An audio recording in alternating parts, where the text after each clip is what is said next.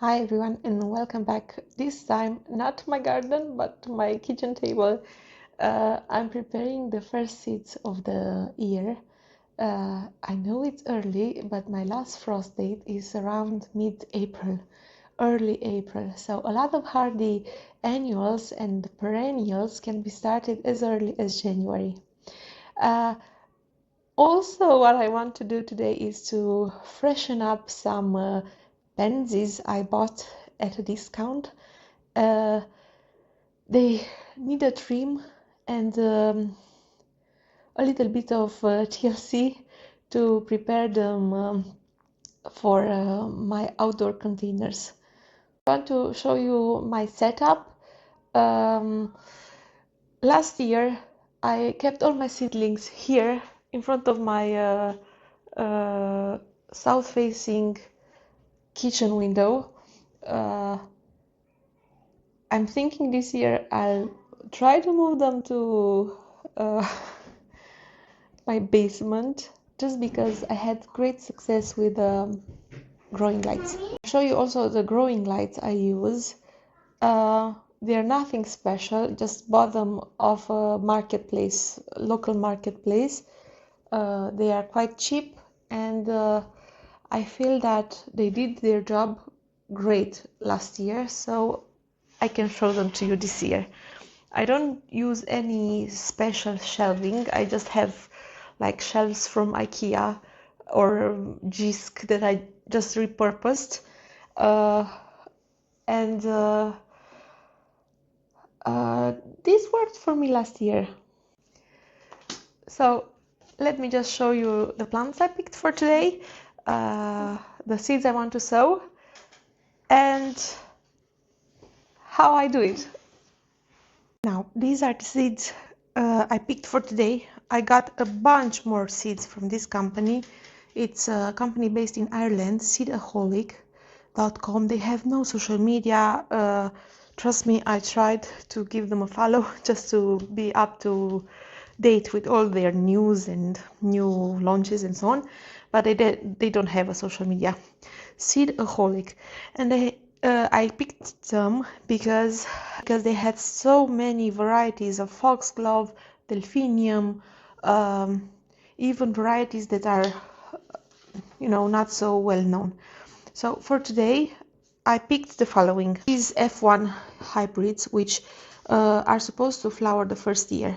Now, a lot of people were saying they cannot get them to flower the first year, and it was suggested to start them as early as possible and plant them out even before your last frost date. Now keep in mind, my last frost date is mid-April, so I'm thinking I start these now, and maybe 4 weeks before mid-April, that would be mid-March. Beginning of March, mid-March, I can plant them outside, harden them off and plant them outside to get them established in the ground. That's the plan, at least. We'll see how that works. So I have F1 Camelot Lavender, then Dottie Peach, and Camelot Cream. These are all F1's hybrids. In the meantime, I have a little helper here with me. We're so excited to help around when we're dealing with flowers and seeds. Hopefully she'll stay quiet enough for you to understand me easily. So I have the F1's varieties.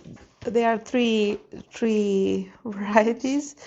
Then I have this biennial or short-lived perennial Digitalis Ferruginea Rusty Foxglove, which also was awarded with the Air Chase Garden Merit Award. And I was thinking, I absolutely love, let me tell you, how much information they gave me on these seeds. It's amazing. They were suggesting to start in late winter to get them to establish rather sooner. So I want to try this one.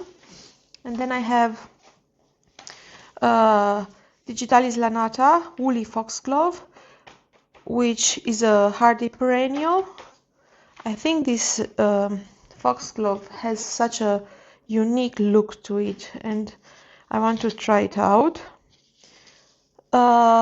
Spanish Peaks, this one is also a hardy perennial. And small yellow foxglove, Digitalis Lutea. The Spanish Peaks is Digitalis Thapsi, and this one is Digitalis Lanata. These are three varieties of perennial foxglove, so that should be fun to try out. Now, besides the foxglove, I want to try this Verbascum. Besides the seeds, I prepared my seeding tray. I absolutely loved this small module seeding tray last year, and I have a little watering tray to keep water inside, easier water underneath, and to protect my shells. Now, these are the lights I'm using. They have a wider spectrum, allegedly. Now, I was pretty happy with the results I had last year. They are LED lights, and they make blue and red light. I'll show you one that is already installed. They don't use that much power. Let me show you how they look when they're installed. So I just tied them to my shelf, and they have blue and red lights.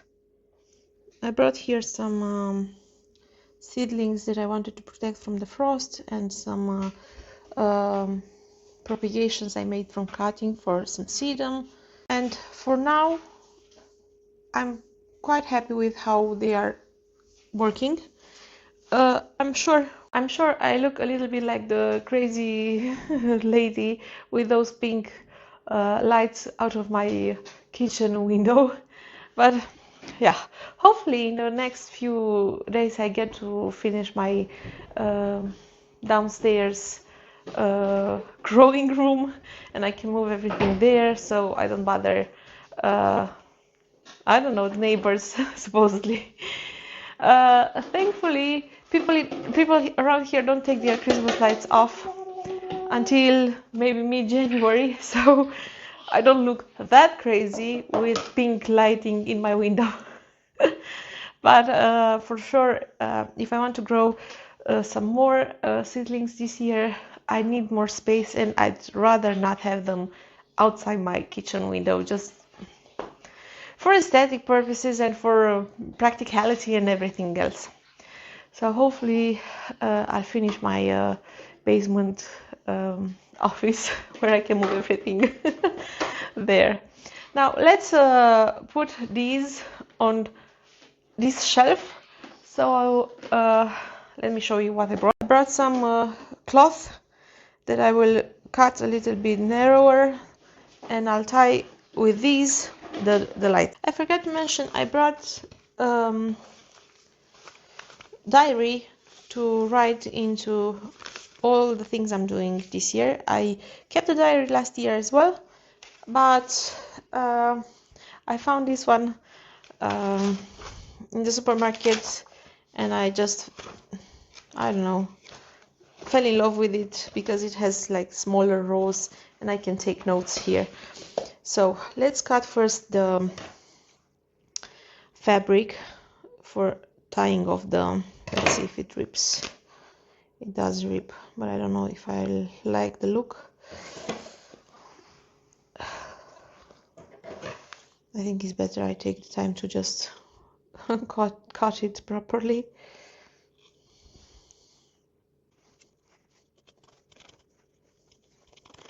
I finished cutting all my strips. Now I'm going to write down all the names.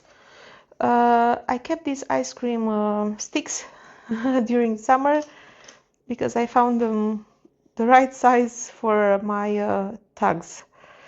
Digitalis, Lanata, Digitalis. I wrote down all my tags, and now I want to tie the lights to my shelf. They all have these little brackets, and I'm thinking I can put my let's create some space here, my string through them and tie them to the shelf above.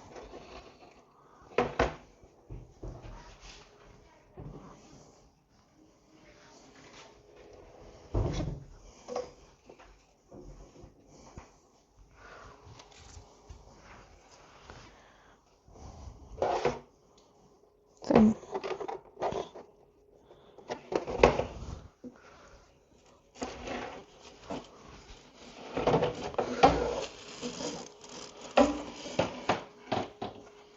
even if they are not perfectly straight, I think I can deal with it. Like so. I tied it in a bow, and the excess I'll just cut off. There's a little bit of space between the shelf and the lighting unit, so airflow should be just enough to keep the lights a little bit cooler. Now let's test out the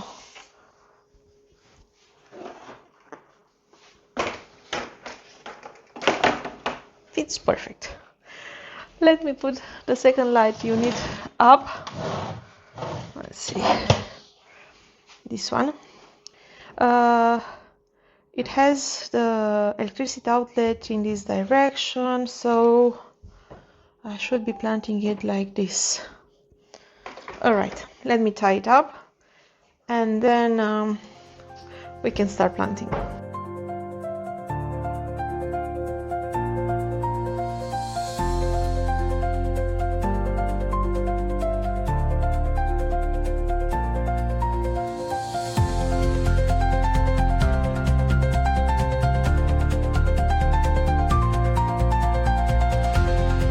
All I have to do is just plug them in. Now the moment of truth. Everything works. Alright. Let's start first with tidying up these pansies. Oh. This is a waterproof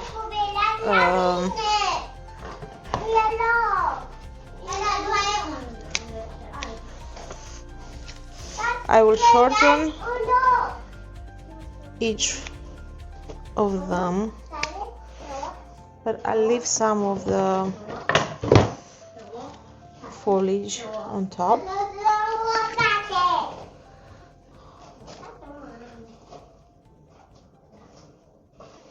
I think I have to spray this with some neem oil because I see some pests harboring here, and I just store them for now over there on my windowsill.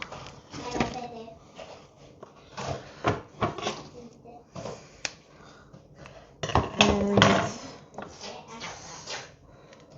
take out all the dried foliage.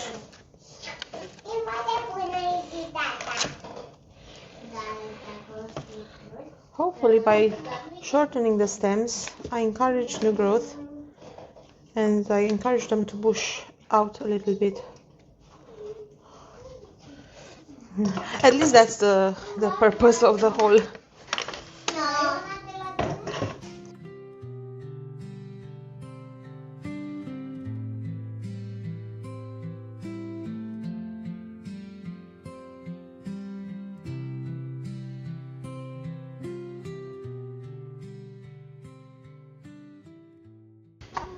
I'm going to up pot each cell just to give them a little bit more room to grow, and also because some are a little bit leggy, like a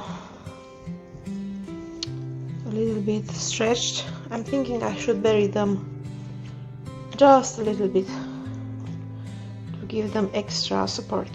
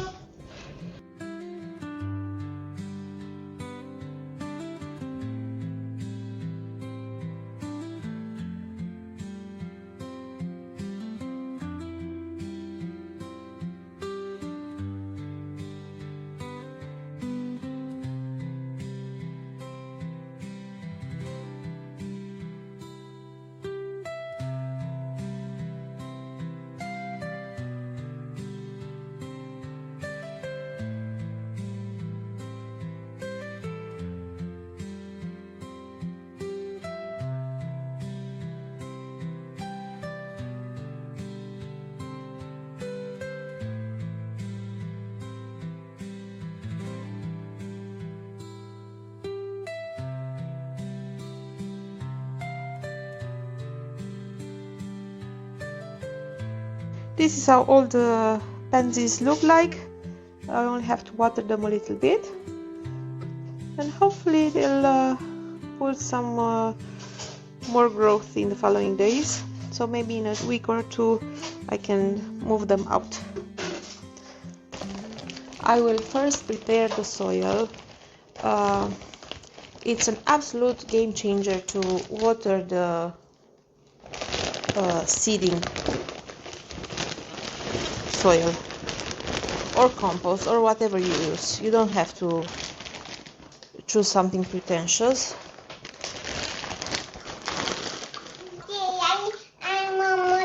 Big parts we take out, and then I'll just moisten it. This helps a ton. I mean, it really is helpful to have it moistened beforehand. You will hear my sweet little kids in the background.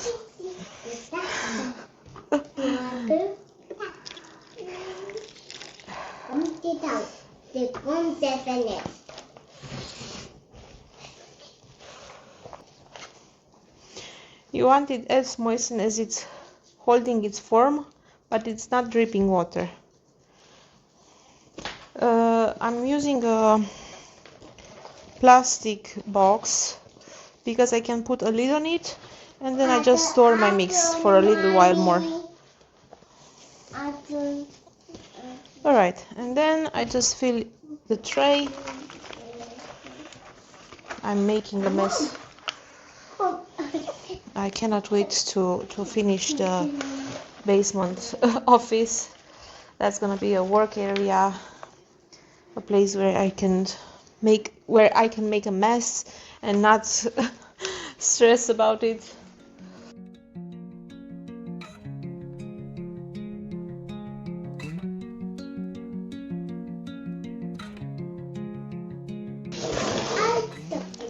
I think I have to pull the vacuum out, and then I just compact my cells a little bit, not too heavily.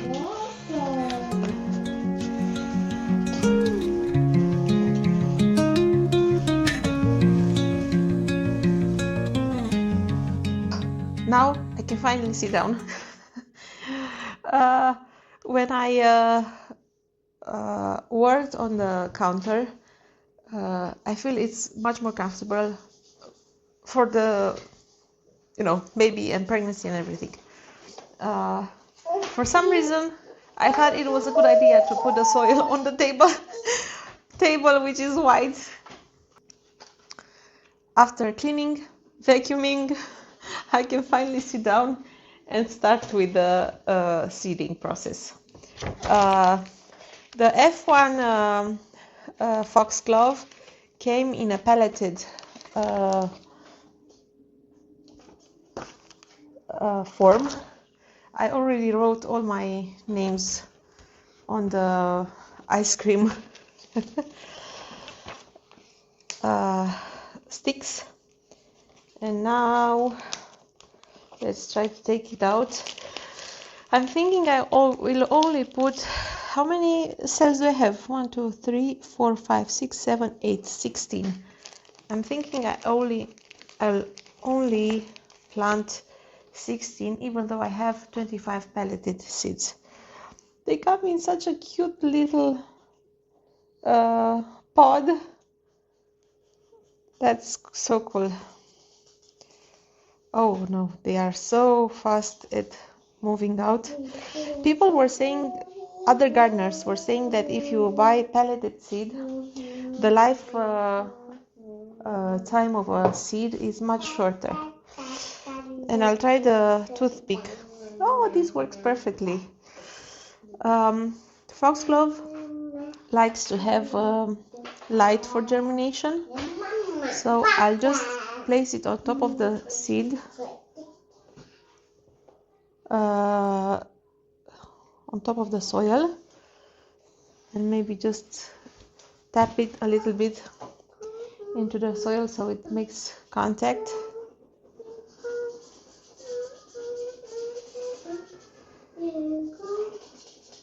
With the surface of the soil, and I'm trying to restrain myself because last year I learned my lesson. I planted by spraying, and there were so many seedlings and I could not prick them apart. It was just a mess. This time around I for sure will try to just put one seed per cell.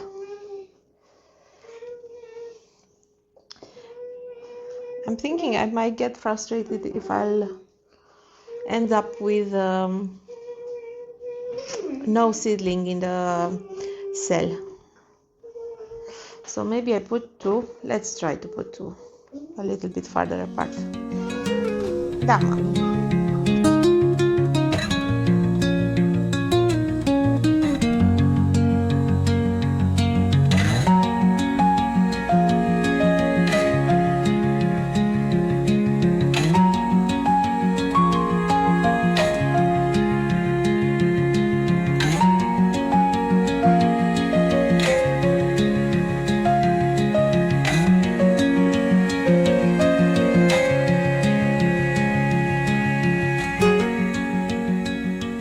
So this is how the seeds look on top of the soil.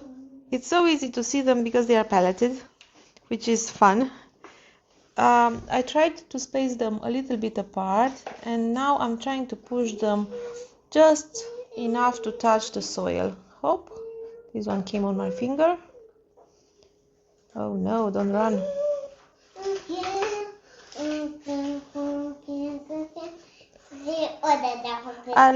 Oh, this one also came. I'll do the rest of the cells and show you how I add the vermiculite on top.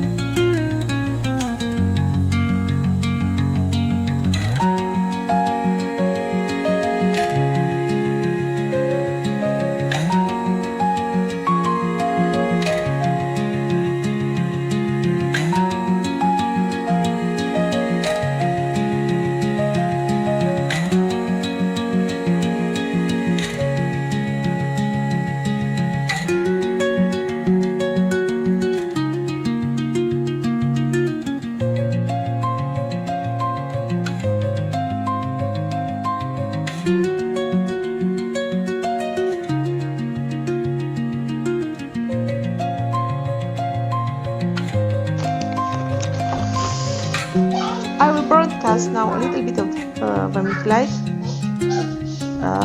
This helps a lot with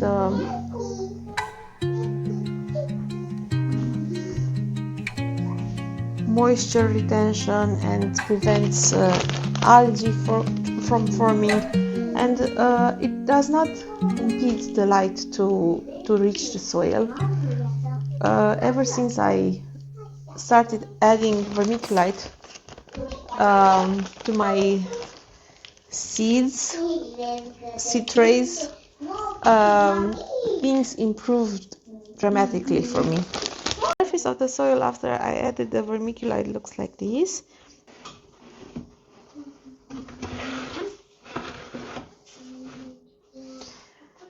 We'll mist it slightly with a mister, and then I'll put foil on top just to keep the mist inside. Well, that's kind of it for today. I managed to plant 6, 7, 8 varieties of seeds, 7 foxglove and 1 verbascum. Stay tuned. Let's see how they germinate. If the germination rate is up to par. I'm thankful I managed to do this today, and hopefully I'll start some more seeds the following days. Until I see you the next time, I thank you again for watching, for spending your time with me. I see you in the next one. Bye bye.